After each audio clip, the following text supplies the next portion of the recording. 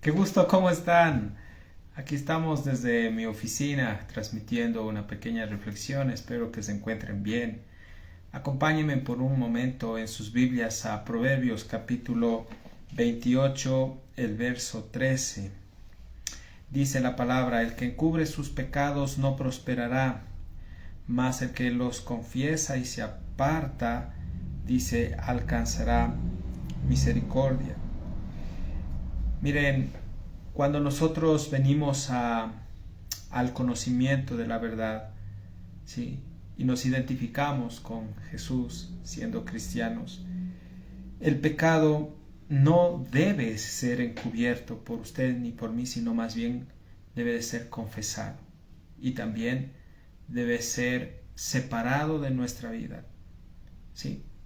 Entonces, ¿qué es esto de encubrir? Encubrir es tapar, es camuflar, es hacer las cosas en secreto para que nadie mire, es añorar, es también atesorar algo que sabes tú que Dios prácticamente no lo aprueba. Entonces, creo que Dios nos está llamando hoy en este día a que hagamos una inspección interna de cómo está nuestro corazón, cómo estamos como cristianos caminando. Pregúntese usted, yo me pregunto acá desde mi oficina, y bueno, preguntémonos, ¿qué tal? ¿Cómo está nuestro caminar? ¿Cómo estamos andando en nuestro vivir, en nuestro peregrinar como creyentes? ¿Estamos obedeciendo a Dios? ¿Estamos teniéndole temor, reverencia a Él? ¿Estamos dando la honra de vida al Señor o no lo estamos haciendo? Y ustedes saben que hay consecuencias terribles para aquellos que encubren su pecado. Aparentemente pareciera que no pasara nada, porque hay muchas personas que están en oculto haciendo cosas vergonzosas que Dios las reprueba. Y como no ven que viene la disciplina o la corrección, o como ven que no viene la desgracia a su vida, lo siguen haciendo y están en ese hábito constante. Miren, queridos amigos, hay que tener mucho cuidado e identificar, perdón, esa es la palabra, quiénes son de Dios y quiénes no. Aquí el que encubre y se deleita en encubrir es tapar, es deleitarse en el pecado, ¿sí? No es cristiano, no es hijo de Dios. La palabra del Señor en las cartas de Juan dice que el que practica el pecado es del diablo, porque el diablo peca desde el principio. Alguna vez yo les supe manifestar que el que practica el pecado es aquel que tiene un hábito constante en realizar hechos y actos que a Dios no le agrada. Por ejemplo, la fornicación, el adulterio, mentir, ¿ya? Todos esos son pecados que Dios reprueba, que Dios rechaza. Pero hay una parte de personas que, si ven que tienen fallas, quieren dejar esa vida pecaminosa, se arrepienten de forma genuina y entregan esta situación a Dios y dicen, bueno, yo confieso, abro mi corazón a Dios y he fallado, y puntualizan el pecado en esto, en esto, en esto. Pero lo bonito de esto es que el Espíritu Santo, cuando esa persona se arrepiente y cree en Jesús como Señor y Salvador y lo recibe en su vida, se aleja del pecado. ¿Qué es pecar? Es transgredir la palabra de Dios, es hacer lo contrario a lo que Dios ordena en su palabra, es fallar al blanco, es errar en el blanco. Y la paga del pecado, como dice Romanos 6:23, es la muerte. Nos separa de Dios. Físicamente una persona muere espiritualmente cuando peca, y obviamente va a traer las consecuencias a su vida. Si es creyente, vendrá la disciplina de Dios fuerte para que esta persona se enderece y vuelva al camino. Pero si no es cristiano, es un bastardo, obviamente el diablo va a hacer de esa persona lo que le dé, discúlpeme la expresión, lo que le, más bien hablemos un poco más suave, lo que le venga en gana. ¿Ya?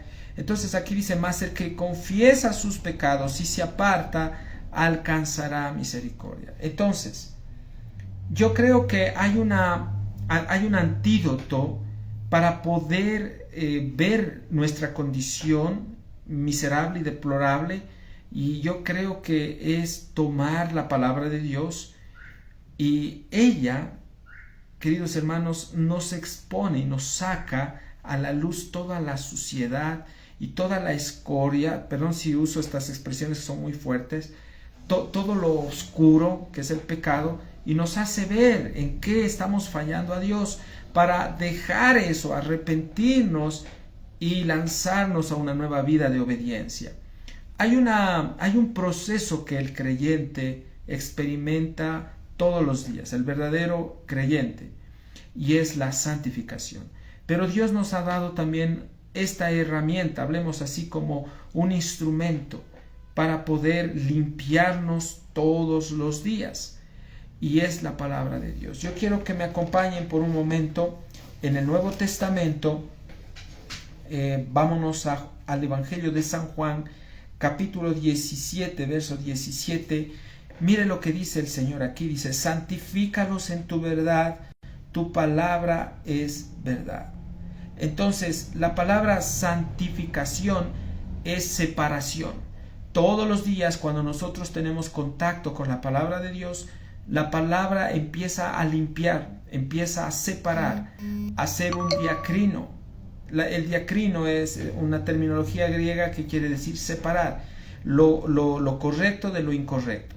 Dios se encarga de deshacer todo el pecado de tu corazón y de tu vida. Hay cosas ocultas que a Dios no le agrada y debemos confesarle a Él, y debemos separarnos y apartarnos de los pecados que tú y yo sabemos que no le agradan a Dios. Bueno, como creyentes no podríamos decir que estamos involucrados en pecados groseros como el adulterio, la fornicación, o como la estafa, ¿sí? O como asesinar. No. Probablemente sean pecados de carácter. A lo mejor tuviste una mala actitud con tu esposo, con tu esposa, ¿sí? Quizás hablaste alguna palabra muy fuerte, heriste la susceptibilidad de tus hijos, de tu familia, y es ahí donde Dios nos ilumina por su palabra y nos lleva ¿a qué? Al arrepentimiento. Entonces, ¿por qué la palabra de Dios tiene ese poder para separar lo que es de Dios y lo que no es de Dios? Porque es también considerada como la espada, una espada de doble filo. Entonces esta espada penetra hasta lo más profundo de nuestro ser, hasta los tuétanos, y divide, separa, hace una separación. Y es bueno que Dios haga esa separación. Es un proceso interno. Pero ¿de quién depende que cada día nos santifique Dios más? Es de ti y de mí. Porque, queridos hermanos, la madurez espiritual, el vivir en victoria espiritual, no es de la noche a la mañana sin que tú no tomes la iniciativa de seguir a Dios. Tenemos que también poner de parte. Entonces, la palabra de Dios tiene el poder para limpiar todo nuestro ser. Tenemos contacto con la Biblia, Dios limpia nuestra mente, desbarata todas esas fortalezas donde hay pensamientos negativos, hay tantas cosas que el enemigo ha puesto en el corazón. Tenemos contacto con la palabra, y la palabra también se encarga de purificar todo nuestro ser, espíritu, alma y cuerpo. Allí en el alma donde está la mente, la voluntad y las emociones. La palabra de Dios tiene el poder para limpiar nuestra mente y que nuestra mente empiece a enfocarse en cosas que a Dios le agrada. La palabra de Dios tiene poder que incluso direcciona nuestro caminar, ya no hacer nuestra propia voluntad, sino la voluntad de Dios. La palabra de Dios tiene poder incluso para limpiar el área emotiva, afectiva de tu vida y de mi vida, que ha sido lamentablemente dañada o alterada por ciertos traumas que hemos tenido. Pero también la palabra de Dios tiene el poder para sanar, aunque muchos quizás en este aspecto no creen, pero yo sí creo.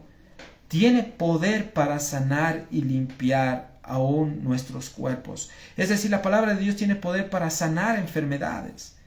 Quizás algunos no me creen, pero yo quiero irme a lo que dice la Biblia, y vámonos por favor por un momento al Salmo 119, que es considerado como uno de los salmos más largos. Bueno, podría decir que es el más largo de todos los salmos. Y mire lo que dice aquí. Me gusta este Salmo 119. Mire lo que dice el Salmo 119. Vamos al verso 9. Dice la palabra de Dios: ¿Con qué limpiará el joven su camino? Con guardar tu palabra. Con todo mi corazón te he buscado. Te he buscado. Este salmo yo les animo a que ustedes lo lean en casa. Es un salmo maravilloso. Proverbios, vámonos un ratito. Sí, capítulo...